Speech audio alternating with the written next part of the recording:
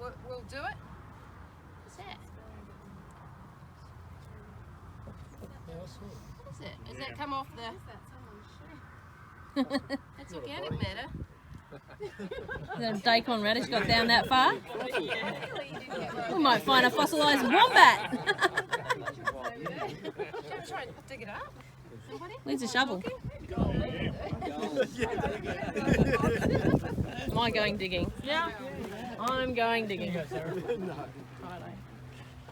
What have you lost when you were a kid, Steve?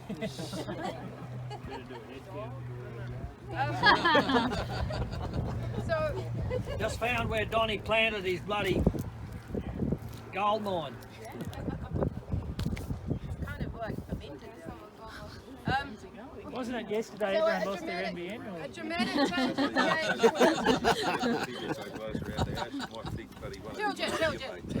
Right. Have you ever noticed how, like, in a city, like the trees can push up the tarmac? Right. It's not a physical barrier that's the problem. It'll be something like it could be a pH difference. It could be salts. Yeah. So what you want to do is dig these holes and have a look, and do the roots just shear off? Because if they shear off, you want to have a look at why. And if you have a look down here, you see, I made sure it wasn't just stuck on the blade. There's actually little baby roots all the way down through here. And if you think about the size of this crop, some of those roots are probably older, like the last lot of crop that was in here, because these guys haven't come down here yet. But they are actually getting through this hard, sticky stuff. All right? Yeah, something like that. Chisel, hammer. So when we get these physical barriers, so you might get like your concretions and things, on top of that hard barrier, water will sit. And when water sits, what starts to get formed? Alcohols, right? So alcohols, unlike you, Mary Bunch, microbes can't deal with alcohol. Right? They don't have the ability to break it down. Most of you, there are some that will, but plants don't like it. You'll see it shear off. So dig a hole and see, is there something that's interrupting? Here it comes. You're going to get an orange bottom. Yeah, but how did you do it? Right. You need a veggie garden, sir. So when we have a look at our plant root systems, you want to see soil sticking to it. What's it telling us if the soil is sticking? Microbes are working, so we're developing this Rhizosheath.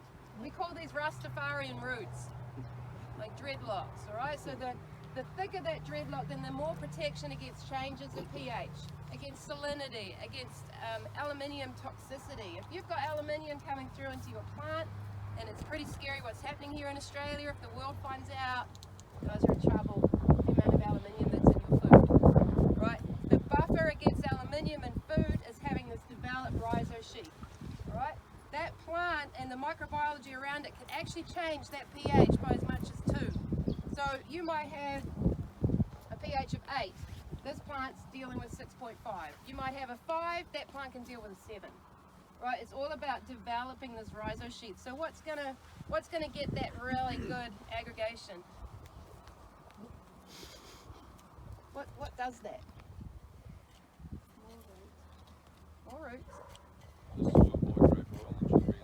Who's feeding it? The plant's feeding it. The exudates, right? So it's the amount of sunlight capture, so how much sugar is that plant capturing to then how much sugar can it pump out its roots. So what's the process of photosynthesis? What comes in? CO2. Where's it getting that CO2 from? Oh, sunlight. Where's the CO2 coming from? What you find is that that's actually not true. Most of the CO2 that comes into the plant is coming from respiration of organic matter and biology. Respiration. So as microbes break this down, they release carbon dioxide and they release it to the plant. This is actually your limiting factor. When we talk about the carbon levels here in these regions has dropped dramatically, a big part of that's going to affect your production, because it's actually more effective for these plants to get it from plant respiration in a biological form than from the atmosphere, right? This organic matter and having that incorporated is one of the most important parts of driving that plant photosynthesis. Then it takes those sugars, how deep will those sugars be pumped down? As far as the roots go. So we've got roots down here. Right, you're pumping sugar deep down here. What does that mean? What's sugar? Carbon. Yeah, but down there it's not. What down here, it's our stable carbon. This is your bank account, this is your water holding capacity, this is your nutrient holding capacity, is all driven by these plants capturing sunlight, grabbing hold of some of this carbon and then sending it deep down. Now we have resilience. You guys have short-circuited this process how? Artificial fertilizer. Artificial fertilizer. So the minute you put on soluble higher amounts of phosphates, I'm talking like over 20 units of P, that plant goes, you know what, I'm not giving you any more sugar, you can get stuffed, mate. All right? And it stops this process. You'll see very clean roots and they'll be very shallow. You're an inch from a drought now. Right, if you go and dig in a lot of holes of properties that have been doing this for a while and putting a lot of soluble P and N, their root systems are very shallow. They will not have this mycorrhizal connection going on. You now have no resilience. The issue we're seeing across the planet is not a lack of water, it's that your water cycle's broken, right? We can't get mycorrhizae down into here and access. So basically think of the mycorrhizae, the little fungi that's in these plant roots that comes down is like little straws, right? And it's sending straws all the way deep down into the profile. You compromise that relationship, you're now compromising your ability to deal with volatility of climate.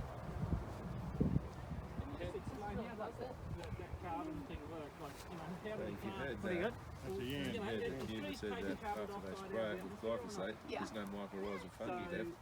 Are these plants taking carbon dioxide out? Most of where the carbon dioxide comes from, so if you look at where the stomata are, they're underneath the leaf. They're taking it from what's coming off the soil. So every day soil breathes out, breathes in, breathes out. So will the soil actually attract carbon dioxide there? Is that what you're saying? The carbon dioxide's coming from organic materials. Side of the leaf and then there's on the other top side of the leaf. That's because most of the carbon dioxide does come up from Well, part of it's through what, like that's all carbon, right? So percentages come from the atmosphere, but a majority is coming from this organic material. So when you look at a forest, 90% of that carbon's being bound by fungi in the soil, right? And then they're respiring it. They'll respire that right up through that tree profile. So, but how's it, well, I suppose my question is, how is it grabbing it out of the atmosphere? Is the fungi grabbing it out of the atmosphere, or is this attracting it? Both, all right? So we have microbiology in here and organic materials breaking down. They're breathing it in and breathing it out. Breathing it in out of the atmosphere. Yeah, but they're putting it into a biological form that's now available, more easily available to the plant. Okay, so this is completing the circuit, all right? So the more organic materials like this we can get in there, the better. And this is going to turn into yield, because 96% of what makes up a plant is what? Oh, just seeing if it linked. What else? Let's see. Carbon, hydrogen, oxygen make up 96% of the plant. This yield process is due to photosynthesis. What's that, mate? 96% of the plant is made of carbon, hydrogen, and oxygen. You don't buy that stuff in a bag, right? And we've been chasing the 4%. But actually most of the plant's made from carbon, hydrogen, oxygen, right? How well's that water cycle? How aerated is the soil? How deep down is it still friable? Is going to influence on your yield. So can I throw a curly one in there? You know, if we have a heap of organic matter on there, I mean, really, it's tying nitrogen up quite often. So from what you were just saying a minute ago about the carbon dioxide, that, you know, the vegetable matter attracting the carbon dioxide feeding the plants. Yeah. So therefore, you know, in reality, the more stubble load we've got on the ground, the better our crop's going to grow. But only if you're getting your carbon to nitrogen balance right. And so what we're seeing in all the cropping areas is that your decomposition cycle is broken. So if you're seeing that this material is pulling nitrogen out of the soil away from your crop, your decomposition cycle is broken, right? And then the reason that you haven't got enough nitrogen is because you haven't been sequestering enough sugar, because it's sugar that's driving this decomposition process, right? And it's getting that sugar, and then there's more than enough nitrogen up here, all right? 74,000 tons above every hectare.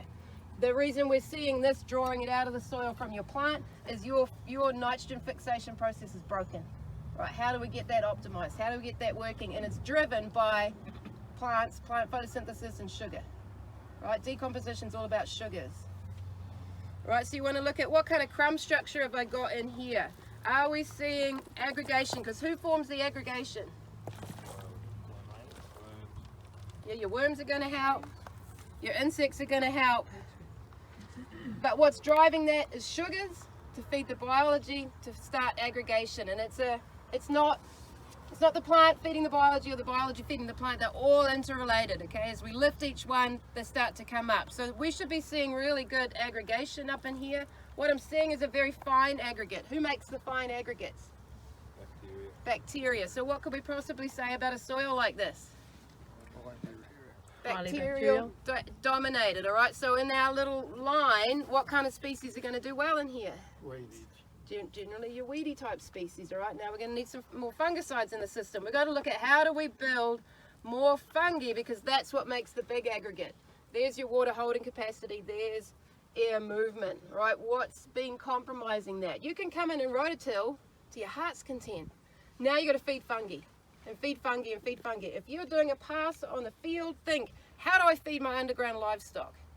Right? So you could have drippers. You could have big drums sitting in the bucket in the front of the tractor that is dripping those humic acids or those fish or whatever you want to use to feed fungi. How do I feed that? How do I push it back to the crop that I want? Because cultivation obviously is pushing you way back. Right? And we've now lost our aggregation. It's now really easy to compact these soils, so when we drive it on the machine, you go, oh yeah, my machinery compacts it. No, it's because it's bacterial dominated. You've lost your structure, you've lost that protection. So how many fungal foods, say, are in soil life? Is there fungal foods? Yes, there is. Yeah. So we are feeding fungal with that? But soil life generally will instigate indigenous species in your soil, so it's not that awakening. Mhm. Are we testing the microbiology in here? Yes. All right. Are we seeing a shift towards more fungi? We're yet to test. You're yet to test. All right. So you want to be doing that baseline testing. Am I moving in the right direction? Right? Is that product doing what it says that it does? Not a beat up on you, Ian, but there's a lot of products out there that are actually shifting you the wrong way. Right? And we've got probably 6 clients at the moment that are repair jobs that we're having to come in because they've been using biologicals for a while and they've actually crashed their system. And now we're having to almost rehabilitate. Like we're using things like potassium chloride, which I never thought I'd be using, to shock that system and get it moving because it just flatlined, right? So there are things that you've got to look out for, and that's why you want to be doing baseline measurements. Where am I right now? And every year, am I moving in the right direction? So I really encourage you to start to learn how to read your soil test, how to read your microbiology test and do those tests. Do an infiltration test. Is the water moving in? All right, and you're allowed to cry quietly. No one needs to know that your soils are water repellent. Okay, we've got a lot of water repellency issues around here. So the other thing is, what does your soil smell like? What should it smell like? Sweet. Sweet. Good soil. Should smell like good soil. Duh. Fungal. Actinomycetes, yeah. So actinomycetes, so it should smell like, you know, when you're driving on a hot summer's day and you get that shower of rain. Do you love that smell? Yep. It's like my favourite smell in the whole world. You're smelling bacterial sex, right? They throw their spores up, and you're breathing it in, all right? That's what this soil should smell like. This soil right now smells like nothing. That is better than bad, but not gooder than good. All right, so how do we get that? Good English. Good England. How do we get that smell in that system? One way, you actually want to pour a little bit of water in to get that smell, okay? So how deep are these roots going? What does it smell like? You can taste it if you want. Always tastes like dirt to me, but I'm getting better. So is it worthwhile doing a microscope course to actually be able to see the fungi yourself? If you want to do a microscope course to see fungi yourself, soils are really hard to look at. So you've got to use your microscope a lot to get good at just being able to do a basic qualitative test. I've been using microscopes for 20 years and I still don't really feel that confident, so I'm still sending mine off. I can look at compost really well and compost teas, but soils I find quite tricky, but maybe I'm just And not so You very get good data from Soil Food Web. Yeah. What's that, sorry? You get good data from Soil Food Web. Yeah, but it's That's about who I use. $600 a test. No, it's not. No, it's not. $250. The And that's full, for the whole full test. food web is $250, and that includes GST. That's the best money you spend. That's I've what. got a test down there at the moment. It's cost me $600, but I did get the I got the micronutrients and all that test. And it was a compost test, admittedly.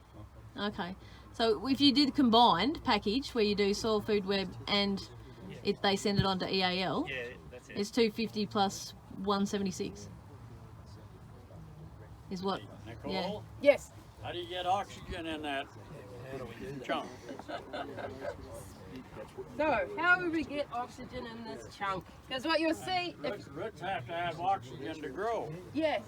How do we get oxygen in the soil? So it's interesting because you can see some roots in here that have just gone around these clods, like they're not entering the clods at all. So how do we get oxygen in there? And so you can see there's organic matter in there, but it's protected, right? And there's probably formaldehydes and all sorts of stuff like that. Organic material is not being incorporated. There is some datura that does come up in this block, which is indicator of formaldehydes. What does?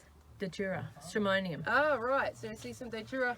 I have a couple of different techniques to get oxygen down there. So we want to look at, is it a mineral problem or a microbial problem? So if you had very high magnesium, then we're actually making a gypsum prill that we're putting down with our seed and just help flocculate around the seed, because it's the plant that's going to create aggregation as opposed to clods. Right, so if we can put a little bit of gypsum down with the seed, it'll open it up around the seed. Now that root can get down and we get root penetration. We could mechanically like rip on some soils, but if you're going to rip, you got to drip. Always think, how do I feed biology? If you just rip, it's just going to seal up again. And a lot of people are thinking about soils and mechanical thinking. Most of these are biological problems. They need a biological solution. But we keep going to equipment or machinery or vertical tillage or blah, blah. So you're talking about dripping behind the rip line, in your rip line. Dripping right down that rip line. So just even putting a little hose pipe down the back of that ripper, so the roots will chase it, water will chase it, and it'll stay open. Otherwise, it just seals up. Okay? And What sort of drip would you get? Okay, Oh. it's that aggregation that gives us water permeability. Yes, That's a biological process. How do we get oxygen down? through that. Roots can't grow if you just fill that up with water. That's right. How do you get oxygen in? You tell me. It's the water as it moves down that pulls the oxygen in. Yeah. If you have a high water table, that root is just going to be huffing and puffing trying to get enough oxygen for its growth. And so it's really important that you have water movement in the soil, because that's how you pull the water in. It fills up. As it drops down again, it'll pull the oxygen in that those roots have to metabolize and to utilize then the nutrients, pull the nutrients up. So that the permeability or the aggregation in your soil is important for storing water, but it's also critical for root growth, so that those roots can go down and absorb the nutrients and find them to supply the rest of the plant. But if you're going to maintain it as a saturated system or even high water percent fill, you're going to really be restricting your root growth, because you're restricting the oxygen available for them. So Don, when we in an irrigation situation, when we think we're doing a good job, if we don't ever let the plants run out of water, am I gathering from that we should be a little bit lazier and let it dry out a bit more than we would, so that we're pulsing between wet and dry? Or Yeah, quite often we're over irrigating rather than under irrigating. We keep that filled. Now there may be some reasons to do it. And why? During the dry season, there's sugar cane, we tell them to irrigate, because that solubilizes your minerals, and especially manganese. In the wet season, we tell them to add lime, to add our gypsum, to get the calcium in there to minimize or reduce the availability of manganese. It's going to be toxic otherwise. But you have to have that water movement. You need to let it get down to, you don't want wilting or anything, but get it down to 30% water holding capacity, depending on what your soil structure is. And then have the water, as you're adding that water, it's pulling the oxygen in. As long as that water's filled in there, it can't pull any oxygen in. It's not going to diffuse down into that soil for any significant amount. It's the water that pulls it in as the water percolates down on it.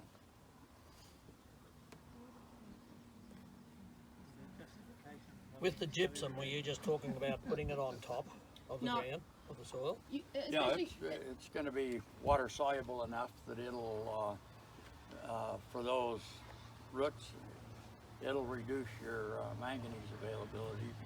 Just that, what's her name was talking about putting gypsum down in the soil before.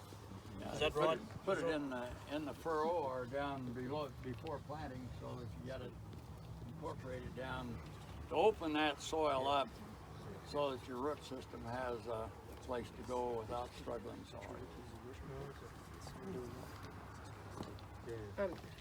Yeah, because if you look at some of the recommendations for gypsum on these heavy soils, they're saying like 5,000 kilograms of gypsum or whatever, something ridiculous.